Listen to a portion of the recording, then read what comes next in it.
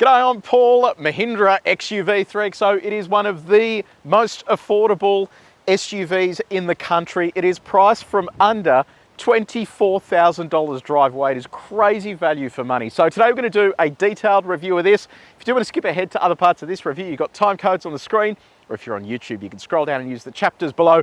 Now, you might remember we drove this car in India recently, Elballs and I. We went on their high-speed test track. It was all a bit of fun. So we now have it in Australia. We want to see exactly what it's like, and I want to get a better understanding of whether this is better value for money than the Chery Tiggo 4 Pro, which is at the exact same price as this. So I'll be curious to see how that goes. Now, in terms of the design, I'm not sold on this color. I don't like that much, but there are a stack of other colors to pick from. On the design front though, in terms of the styling, I quite like the look of it. Regardless of which angle you're sort of looking at, it actually sort of has a sort of masculine look to it. It looks sort of nice and beefy, which is not something you'd come to expect from such a small and affordable SUV. Down the front here, you've got a closed-in grille with the Mahindra logo there, these chrome elements and piano black as well.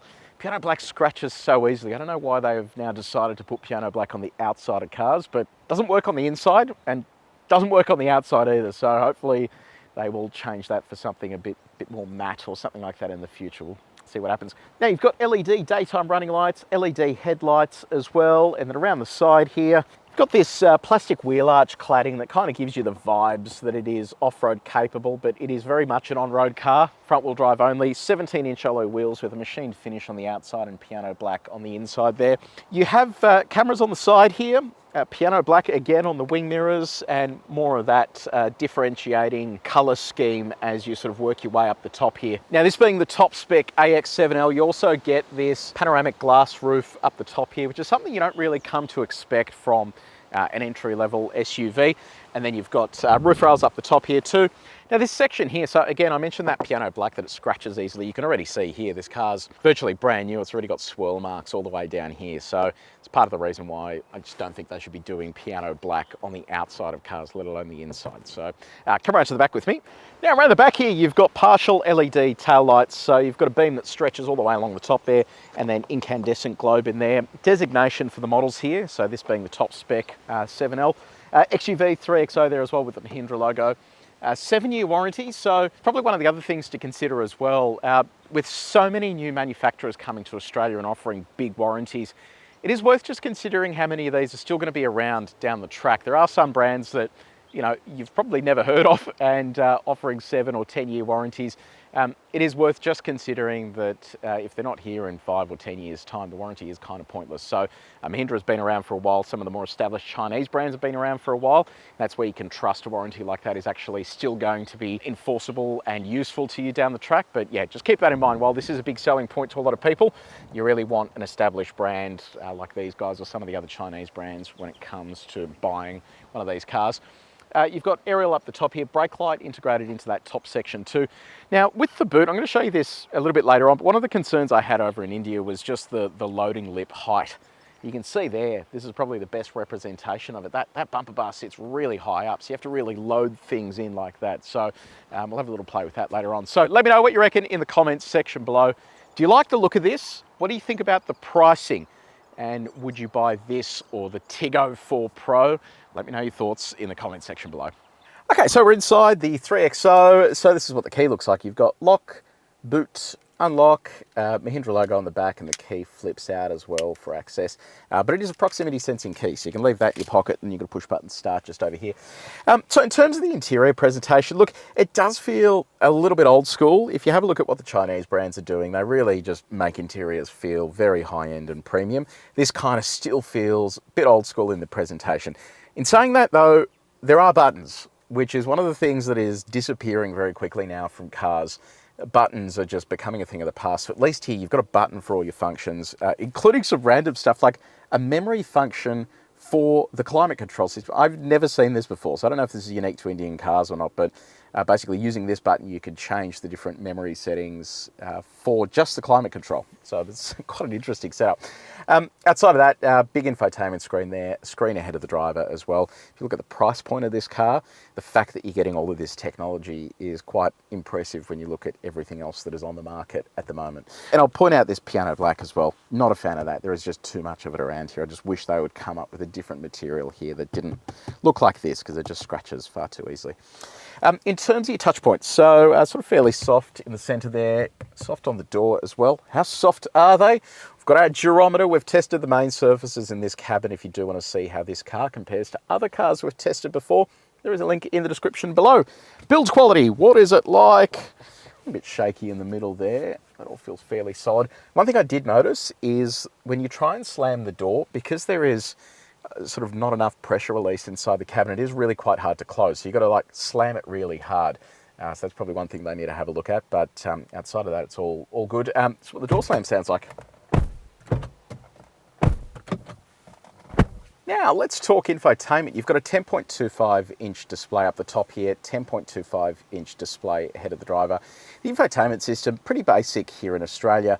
What we realised in India is you've got so many features on the Indian market cars, and it's a real shame we can't get any of this stuff in Australia. It was basically their 2 new electric cars, and it had like a tri-screen setup, and you're able to watch YouTube videos, but then transfer them to different screens. It's really quite fast as well. It was a very cool setup. So it'd be great to see them show a bit of tech leadership here in Australia with some of those extra features that we're seeing in the home market. But saying that, the rest of this works perfectly fine. You have inbuilt smartphone mirroring, Apple CarPlay and Android Auto. Apple CarPlay, it's wireless, nice and fast, no lag, all sort of works as intended. And this is what Android Auto looks like. So wireless as well, nice and fast too. So I think they've done a really good job there with smartphone integration. The top spec model gets a Harman Kardon branded sound system, pretty good sound system for a car this size. Head of the driver, you've got another 10.25-inch display. You can change everything that appears on there. Whoop, that was a battery discharge warning. You can change everything that appears on there, so there's a fair bit of configuration you can play with as well. Now in terms of parking, you have front and rear parking sensors and a 360 camera. I'll just pull that one up. Quality of that's okay, but not amazing. You can see it's sort of a little bit grainy there. It goes hand in hand with this indicator display here that I'll show you once we go for a drive. But the interesting thing is here, you can actually capture images here as well and store them inside the gallery, which is a bit of a novel feature. And this is what the horn sounds like. Now let's talk about practicality and your connectivity options. So you've got USB-C and A, 65-watt USB-C charger, which is pretty impressive. You've got a wireless phone charging pad down here, but like we said over in India, it's just not great. The phone just moves around a fair bit, and yeah, it's not the best setup in the world, but you know, it is what it is. Center console there with reasonable storage, and then you have actually it's a reasonably big sized glove box there as well. And in terms of climate, you've got dual zone automatic climate control, and I mentioned this memory function. Have a look at that. 1, 2, 3 sets of memory there for you to pick from, which is so interesting. No heated or cooled seats or anything like that, so you just sort of stuck with these sort of pretty standard climate control features. In terms of the comfort, seats are pretty good here. The top spec gets this sort of leatherette material. The steering, unfortunately, only offers tilt adjustment. There is no reach adjustment, and while it is okay, would have liked to bring it out just a tiny bit there. And on our reach test, all of this stuff is easy to reach while you're driving. Now, second row, surprisingly not a terrible amount of legroom here. So knee room is sort of up against the seat, but my seat is quite far back. Toe room is okay. Headroom isn't too bad. If you do compare this to the Tiggo 4 Pro, it feels a bit more spacious inside, so this does feel a little bit more cramped.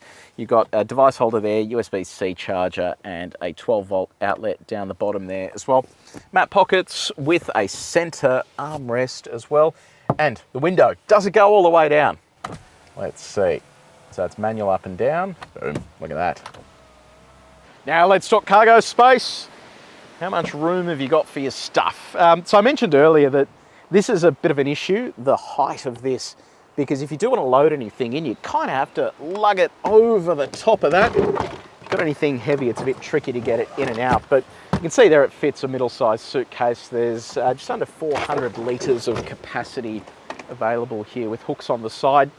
Beneath the cargo floor, you've got a space saver spare tyre. Then if you do want more space, you can drop the second row as well. So not a bad space. I think just this boot lip is a little bit too high for actually properly loading things in. But if you do put your shopping in there, it's not going to roll around anyway. Okay, so we've just hit the road in the XUV 3XO. Now it's a curious little engine under the bonnet of this, and it has a bit of charm to it. So it's a 1.2 litre, 3-cylinder turbocharged petrol engine. It makes just over 80 kilowatts of power and 200 newton meters of torque. Now it doesn't sound like much because it isn't, but it doesn't actually weigh that much either. So in base trim, it's just under 1,400 kilos, and in this top spec trim, it's just over 1,400 kilos. So really not a huge amount of mass to be moving about. It uses an Accel transmission, and it's a 6-speed auto. Pretty decent gearbox in the sense that they've outsourced that in terms of the calibration, and when you're jumping on the throttle here, it actually sort of gets up and moves okay. Really isn't unreasonable in terms of its performance, and because of the engine configuration, it has a really cool rasp to it. 3-cylinder engines at idle tend to sort of have a bit of rumble to them, and they kind of just make you feel like they're ready to take off and move. All of that torque is sent through the front axle. This is only available as a front-wheel drive. They do a diesel version of this, but not for the Australian market. The Australian market only gets this turbocharged petrol arrangement. Now, one thing you would have noticed as well is the lack of, actually, there it is right there. I was going to say the lack of beeps and bongs compared to some of the Chinese market cars that we have at the moment entering Australia. This doesn't have anywhere near as many beeps and bongs, and typically before we would go for our drive, I would switch all of that stuff off because it would just annoy the crap out of me. But this is actually much more subdued there in terms of how often it's warning you about lanes and speeds and all that sort of stuff, which is definitely good news. Now, in terms of fuel economy, this is a bit weird and something that we've seen in many Mahindras before. The average fuel economy is in kilometres a litre instead of litres per 100. So it's currently reading 14.3. That converts to about 7 litres per 100 Ks. The official figure is mid-sixes, which is pretty impressive when you consider that you've got some hybrids that aren't sort of too far off this, and the Tiggo 4 Pro, for example, you've got to spend an extra $6,000 or $8,000 for the hybrid in that vehicle. So this really isn't the end of the world in terms of fuel economy, and it'll also run on 91 RON, regular unleaded too. Now, one thing I'll quickly touch on as well is the stop-start system. Probably something they can improve with the integration of a 48-volt mild hybrid, because when it switches off, it's very much like a conventional stop-start system where it takes a little while to switch on and then it finally does its thing. The air conditioning turns off, the lights dim and then come back on. It's just stuff that I think they could improve with a decent mild hybrid setup. It would kind of solve those problems and just make it a bit more refined in terms of the way that it's going on and off. Now, what does it feel like on our sine waves? We do this at 130 Ks an hour. It is designed to see what body control is like at the maximum speed limit in Australia, so round up 130. Alrighty, there it is there. Actually, it doesn't feel too bad at all. That's one of the benefits here of a lighter body like this. You're not having to cope with managing the mass that cars have to lug around these days. So it means that body control is really nice. And in fact, the ride is quite nice as well. It is surprising how much compliance they've managed to put into this package. It just feels nice and comfortable when you're driving along and in and around the city as well. Hitting potholes, corrugations, all that sort of stuff. Just feels pretty straightforward and comfortable. Now, bumpy road time. Do this at 90 Ks an hour. Let's see what it's like here on this shocker of a road. Alrighty, there's 90. It actually does feel quite comfortable, so they've done a decent job with that.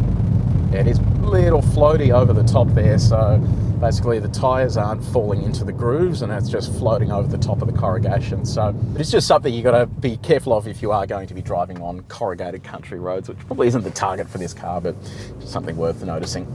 Now, in terms of road noise, a little bit challenging today because it is so windy outside. There's like a destructive wind warning at the moment. So there is a bit of wind noise here inside the car. So it is a little bit tricky to get an accurate figure. But in terms of tyre noise, it's actually not as bad as I thought it'd be. It could be a lot noisier, but it's not out of control. This is how it went up against our calibrated sound meter. If you do want to see how this car compares to others that we've tested before, there is a link in the description below. On the visibility front, you know, it's really interesting. You sit sort of low but you have good visibility outside of the cabin. Big wing mirrors, great visibility out the front, visibility out the rear isn't too bad either. So on all those fronts, it actually is an easy vehicle to place in traffic. Then when you're changing lanes, you've got these cameras that pop up on the side. Unfortunately, you can see there the frame rate is woeful. It's just like a really low frame rate, and then the less light there is, it's like very bright outside at the moment, the less light there is, the slower it goes, and it means that you're getting quite an image that is very scattered and not very legible. So that is something they definitely need to look at fixing. Okay, let's go for a faster lap around the track. We've got 3 drive modes: zip, zap and zoom. So I'm going to pop it into zoom, the throttle, and see how it goes. We test all cars back to back in the same way to see how they perform when they're closer to their limits. All right.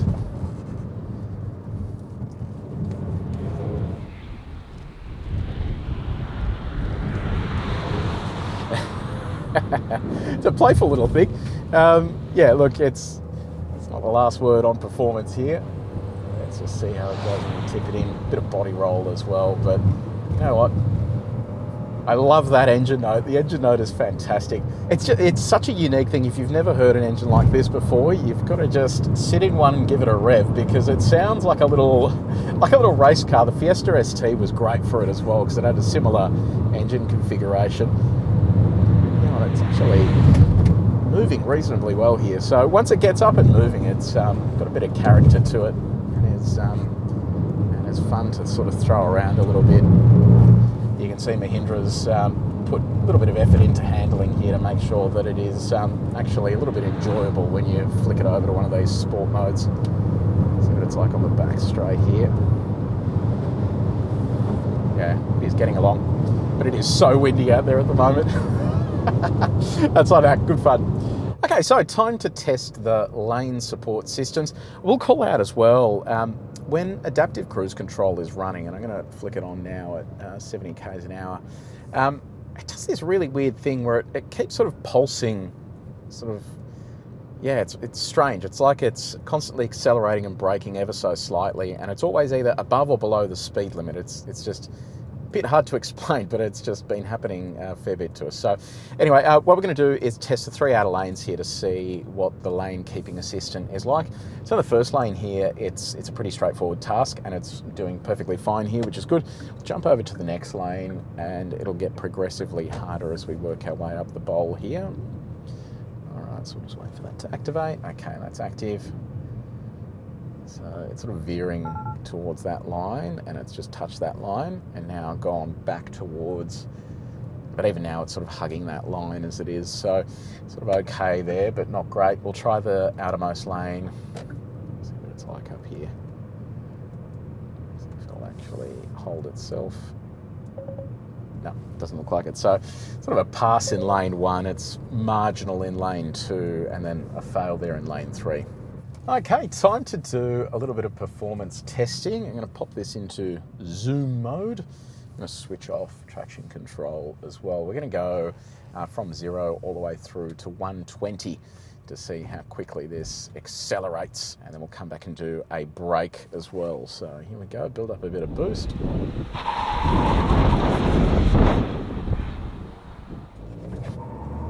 Got a bit of wheel slip off the line. All right, here we go.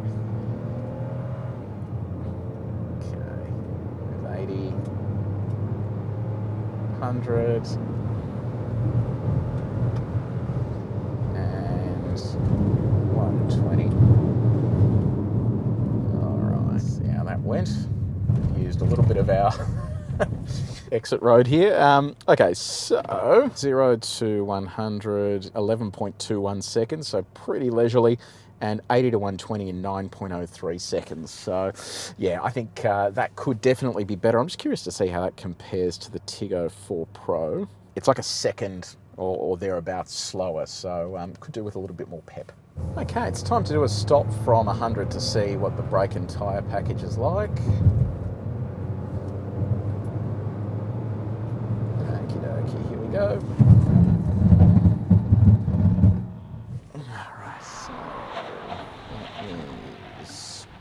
100 to 0 in 3.41 seconds and 42.23 metres. That is not a very good stopping distance. It really should be between 35 and 40 metres. Anything above that, especially for a vehicle this size, isn't amazing. So that is something they definitely need to work on. Alrighty, how fast does it go in reverse? Let's have a look. Here we go.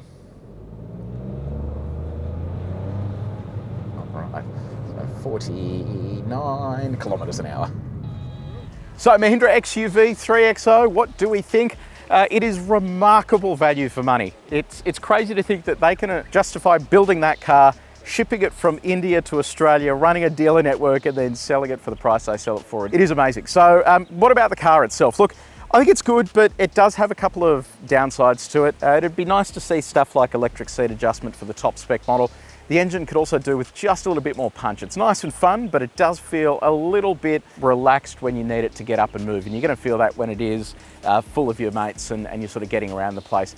Outside of that, it is pretty impressive what they've been able to cram into this. They could do just a little bit more work on the tech with stuff like that screen that comes up when the indicator comes on and smoothing out that stop-start system. But outside of that, really good value for money. Let me know what you reckon in the comments section below. Have you bought one of these? What's it like? Are you going to go take one for a test drive? If you did enjoy this video, please make sure you like it, you share it with your mates. But until next time, take it easy.